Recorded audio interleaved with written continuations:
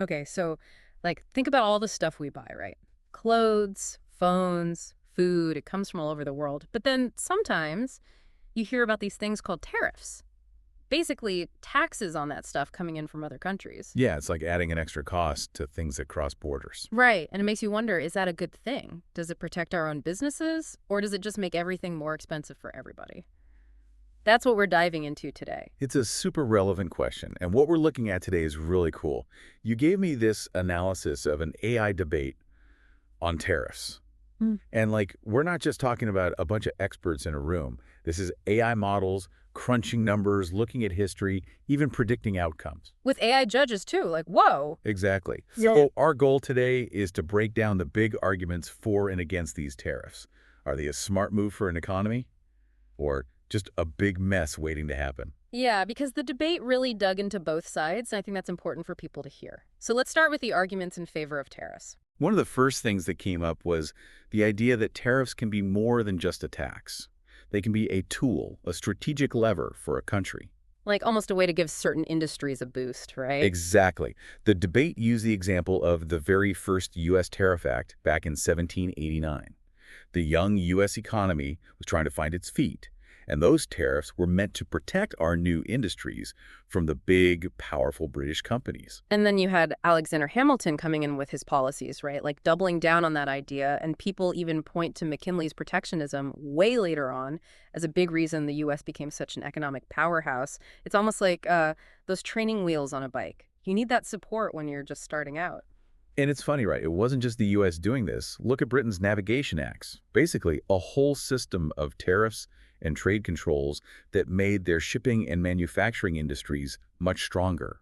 It was a huge part of how they got to the Industrial Revolution. So it's not just some old-timey thing, is it? We still see these debates today. Definitely not. The AI analysis actually dug into some modern-day worries about completely open, free trade. There's concern it leaves important industries vulnerable. They talked about steel, farming, even tech. Oh, yeah, I remember that. Like, they used China as a huge example. After they joined the WTO in 2001, their manufacturing just exploded. Right. And the argument is that sometimes you need tariffs to balance things out, Mm. especially if foreign governments are giving their companies a ton of support. Okay, so what about that optimal tariff theory? I remember seeing that. It sounded kind of complicated. It is a bit tricky. But basically, it says a powerful country can use tariffs strategically, almost to influence prices globally or get better deals. Like playing hardball with the world economy. Yeah, kind of. The example they brought up was the U.S. tariffs on Japanese motorcycles in the 80s. Some argue that this helped save Harley-Davidson. It wasn't about blocking competition entirely, but leveling the playing field so a domestic company could get back on its feet. It seems like it's all about finding that balance, right? Protection, but not total isolation. Exactly. And that leads into the idea of economic security, which became really important during COVID. Remember how crucial it was to have our own sources for things like masks and medical supplies? Suddenly, it wasn't just about the economy. It was about national security. Right. The argument being that tariffs can help make sure a country isn't totally dependent on others for essential things, especially in a crisis. And when you tie that to a broader strategy, you get strategic trade theory. This is the idea that in certain high-stakes industries like aerospace or renewable energy, tariffs can give domestic companies a big advantage, let them capture more profits, invest in research, and maybe even become global leaders. I remember reading about that. Didn't they mention South Korea doing this with cars in the 80s? Like helping Hyundai and Kia become big players? Exactly. And they compared it to how governments have supported giants like Boeing and Airbus. It's that idea of nurturing key industries for the long term. Okay, so that makes sense. But what about the argument that tariffs can actually make an economy more diverse? I wasn't totally sure how that worked. Yeah, that's the economic complexity argument. The idea is that tariffs can encourage a wider range of industries to grow, not just the ones they're already good at. And those industries can then support each other. Interesting. They mentioned Germany's chemical sector in the 19th century. Protective policies helped create a real web of innovation there. And even more recently, they pointed to Ethiopia.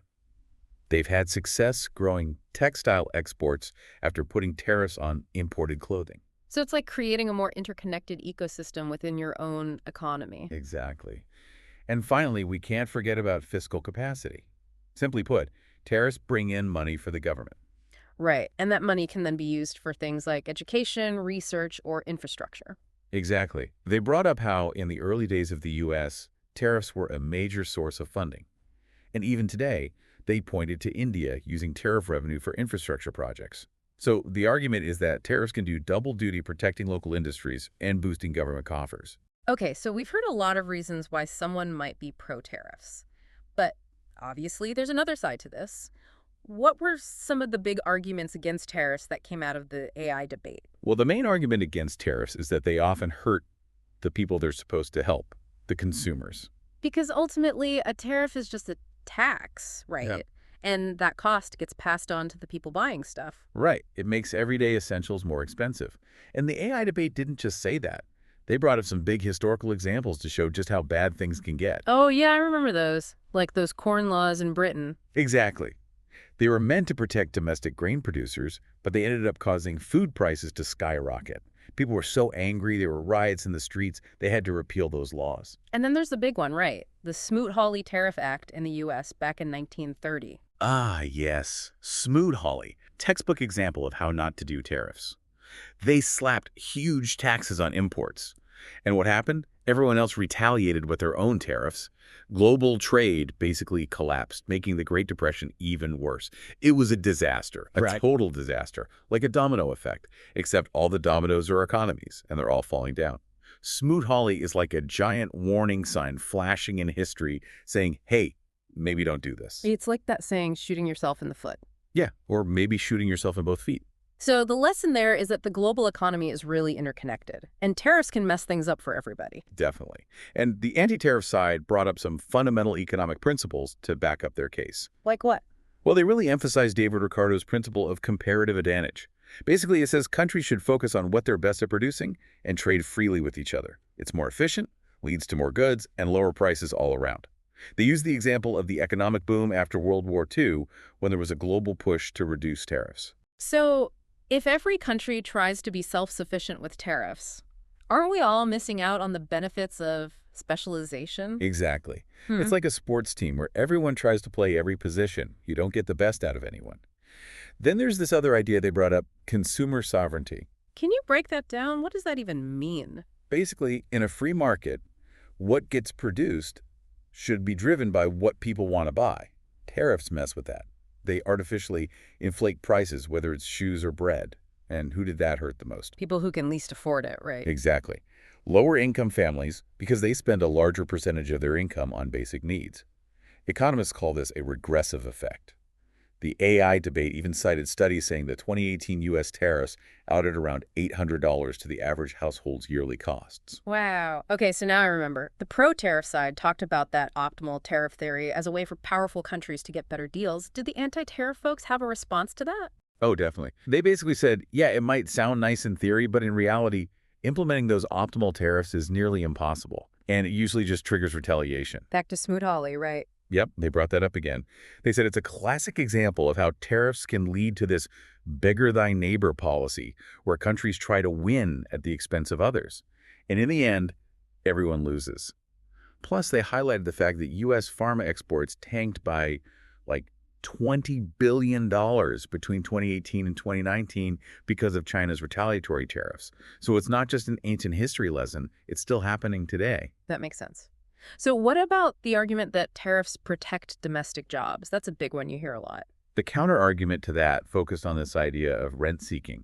It's basically when, instead of innovating and becoming more efficient, companies protected by tariffs just spend all their energy lobbying the government to keep those protections in place. So they're focused on getting a bigger slice of the pie instead of making the pie bigger for everyone. Precisely. They use the example of India's car industry, specifically the Ambassador car. It was once dominant, but because of high tariffs protecting it from competition, it just stagnated. No innovation, no improvement. And while that was happening, other countries with more open markets were making huge progress, and their consumers were benefiting from better cars at lower prices. It's a classic case of protectionism leading to complacency. Yeah, if you don't have to compete, there's not much incentive to get better. The debate also talked about how tariffs in one area can have ripple effects on other industries. Right, that's the idea of input-output linkages. Think about it. Lots of industries need the products of other industries. So if you slap a tariff on steel to protect American steelmakers, it also hurts American car manufacturers who use steel. The example they gave was that the 2018 tariffs on steel and aluminum in the U.S., while intended to help those industries, actually ended up costing something like 75,000 jobs in companies that use those materials. So it's like a chain reaction. Exactly. And then they pointed out how those protections can become, like, permanent. The U.S. sugar industry has been shielded from competition since the 1930s. Consumers end up paying way more for sugar. The argument is that there are often better solutions, like strategic stockpiling or direct subsidies, that can be more efficient and less disruptive. And speaking of disruption, what about those huge global supply chains we hear so much about? How do tariffs mess with those? That's where global value chains and vertical specialization come in. So many products these days are made with parts from all over the world, like your smartphone. If a tariff gets put on even one key component, like semiconductors, it can increase costs all along the way. It slows down innovation, and guess what? You end up paying more. The basic argument is that in this super interconnected world, tariffs are becoming increasingly outdated and counterproductive. They're like trying to fit a square peg in a round hole. Okay, so back to strategic trade theory. That was the idea that governments can strategically use tariffs to support domestic companies in important industries. What did the anti-tariff side have to say about that? Their main point was that governments are just not good at picking winners. Yeah. Like, they might back the wrong companies or industries, and it can lead to this thing called rent dissipation. That's when companies just focus on getting those tariff benefits instead of actually improving their products or processes. Sounds like a waste of resources. Yeah, exactly. And they gave the example of Europe trying to subsidize solar panel production to compete with China. It wasn't very successful. They also pointed out that studies show more open trade actually leads to higher spending on research and development. Protectionism, on the other hand, can cause economies to stagnate. They called it path dependence. Like getting stuck in a rut. Right. They used Argentina's history with high tariffs in the 20th century as a cautionary tale. And then, on the flip side, they point to Singapore. They've got a very open trade model and have seen great success. So their point is that protectionism often backfires, while openness leads to more innovation and growth. Okay, so that's a lot to consider. What about the argument that tariffs are a good way for governments to raise money? What did the other side say to that? Well, they pointed out that in our globalized world, slapping big tariffs on imports can actually make the overall value of those imports shrink. So it becomes harder to raise significant money without causing other countries to retaliate with their own tariffs, starting that whole negative cycle again. They also brought up this concept called dead weight loss. The dead weight loss. Yeah. Basically, it's the idea that when you put a tariff on something, it's not just the extra money consumers pay, it's also all the economic activity that doesn't happen because of that higher price. Like transactions that never take place. Exactly.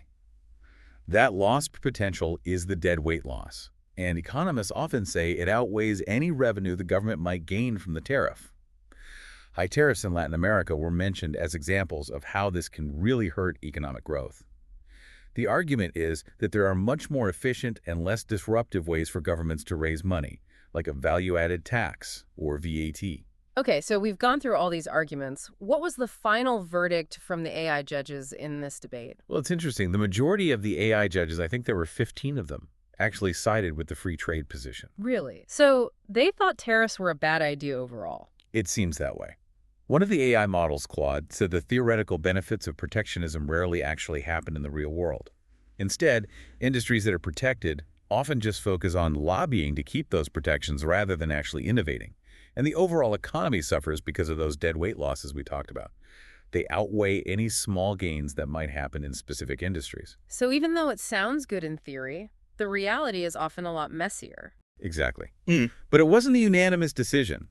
There was actually one AI judge named Grok who came out in favor of the pro-tariff side. Interesting. What was their reasoning? Well, Grok basically thought the pro-tariff arguments were more nuanced. They took into account both historical evidence and the complex geopolitical realities of today's world. Grok felt that the pro-tariff side effectively addressed concerns about things like consumer costs and rent-seeking, while still prioritizing economic sovereignty and resilience. So even with super advanced AI analysis, there's still room for disagreement. That really shows how complex this whole issue is. It definitely does. And that's what makes this so fascinating to explore. Absolutely. I mean, we've heard all these different arguments for and against tariffs. We've looked at history, economic principles, even what the AI has to say. I think the big takeaway is that there are no easy answers when it comes to global trade. That's a great point. It's not black and white. Yeah, and I hope our listeners are walking away from this with a better understanding of all the factors at play. So, now we want to hear from you. As you've been listening to all this, what are your thoughts? When, if ever, do you think tariffs might be justified in today's incredibly interconnected global economy? Who really benefits from them, and who ends up paying the price? These are the crucial questions we all need to keep asking ourselves. I think that's a perfect way to frame it. There's no one-size-fits-all answer. Right. We all need to stay informed and think critically about these issues because ultimately they affect all of us. Thanks for joining us on this deep dive, everybody. Keep those brains buzzing, and we'll catch you next time.